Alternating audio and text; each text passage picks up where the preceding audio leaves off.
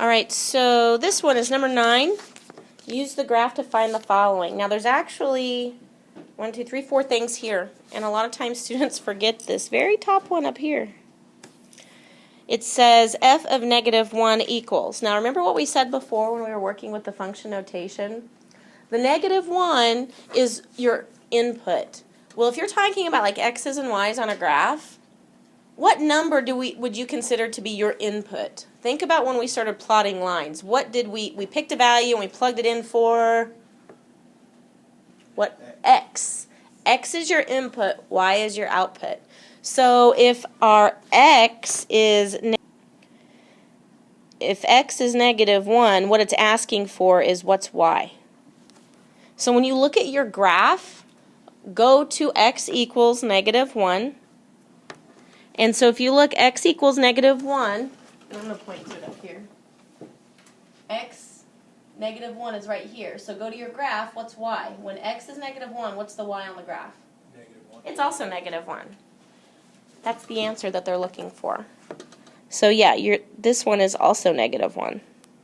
When x is negative 1, y is negative 1. If it would have said f of 2, okay, I would have gone to x equals 2, which is right here, and my f of 2 is positive 2. What if it was f of 4? F of 4 is 8. Okay, so that's how you work with those types of problems. F4, yeah, if it was F4, then we would have said 8. Because you go to your graph.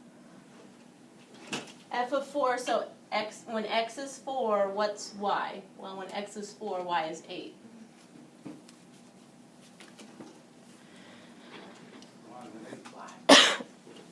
Because on the graph, what's this ordered pair right here? 4, 8. I mean, the graph started there, but as we look at the graph too. It's the yeah, because that's what it's asking. Oh. Here's your function. It's the graph. So when x is 4, what's y? Okay. If they said, if f is negative 4, what's the y that goes with it? Well, we don't know because it's going to be down here somewhere. If it's negative 3, it looks like it's whatever this number is, negative 9. So your graph is your function on this particular problem. Okay. Now the next part where it says what's the domain? When it says domain, think how wide is the graph? Your domain is all of your x coordinates, if you remember your vocabulary. So your x-axis is your horizontal axis, or how wide is your graph, or what are all the x values represented on this graph. So domain refers to x coordinates. So on the x-axis, what's the furthest left our graph goes? The furthest it goes is, it looks like negative 3. That's the furthest it goes. So negative 3 all the way to 4. So yeah, our width of our graph is from negative 3 to 4. Now because those are open circles on the ends, that means they're not included. So when we're dealing with inequalities, that means we don't have equal to on our inequality signs.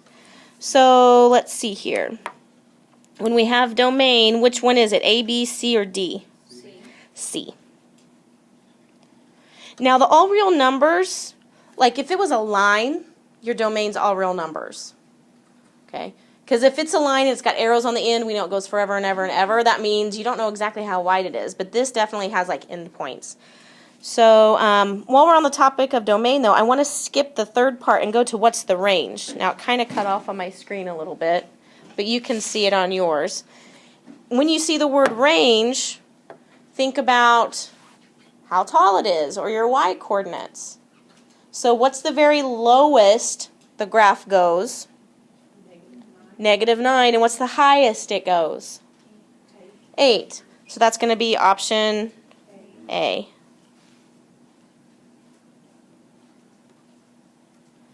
Now this third part that we haven't answered, what are the x values such that f of x equals 2?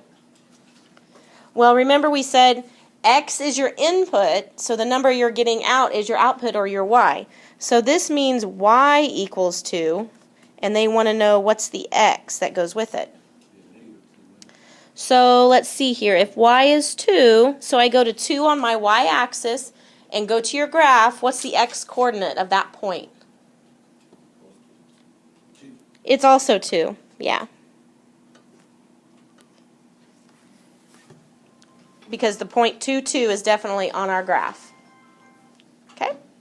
So that problem, it kind of looks complicated, but did we do any work? We did like no work. We just looked at our graph. But you have to know what domain means and what range means and how function notation works. Okay?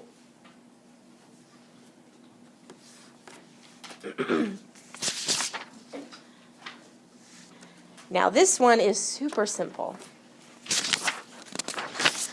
Domains, you should assume all real numbers unless it's a fraction, because there's certain numbers you can't plug into fractions.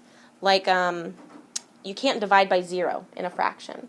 So if you're dealing with a fraction and you have an x on the bottom, you can plug in any number you want except 0. Okay, your denominator can never be 0. But on this problem, we can literally plug in any number that we want. Positive, negative, decimal, fraction, it doesn't matter, because whatever I plug in, I can still do the math to. The only exceptions you have to worry about are if you're dealing with fractions, meaning you have a variable in a denominator, or if there's a square root involved. You kind of have to look twice. But if there's not a square root and there's not a fraction, always, always, always go with all real numbers. And if you're not sure, pick all real numbers. You might be right. Okay, so all that means is when it says find the domain is what numbers can you plug in for x? Well, I can plug in any number I want, and I'm going to get a number. So eventually we've got another one that we'll talk about where that's not the case. Number 18 says find the domain, and it's got a fraction involved, so we'll see how we deal with that one. But this one we don't have to worry about. It's all real numbers. Super easy. That's easy points right there. All right, number 11. We have y equals negative 8/3 x minus 2. And the directions say graph, using the slope and the y-intercept. Luckily, our equation's already in slope-intercept form, so I don't have any work on this problem. I know that my slope is negative 8/3, and I know that my y-intercept is negative 2. So all I have to do is go to my graph, start with my intercept, which is negative 2, and that's your y-intercept. So on your y-axis, you'll plot negative 2.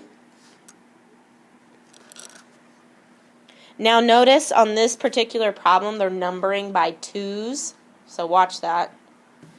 And then I would have to go, if it's negative 8/3, I tend to put my negative,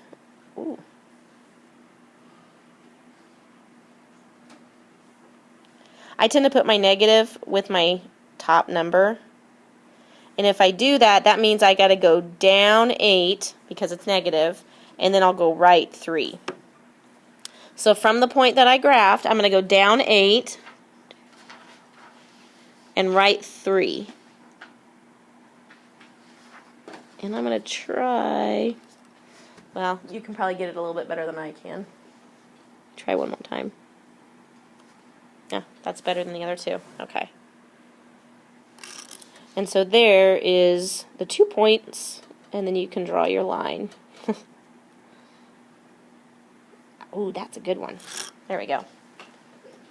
So again, I plotted my y-intercept of negative 2, and I went down 8, 2, 4, 6, 8, and I went right 3.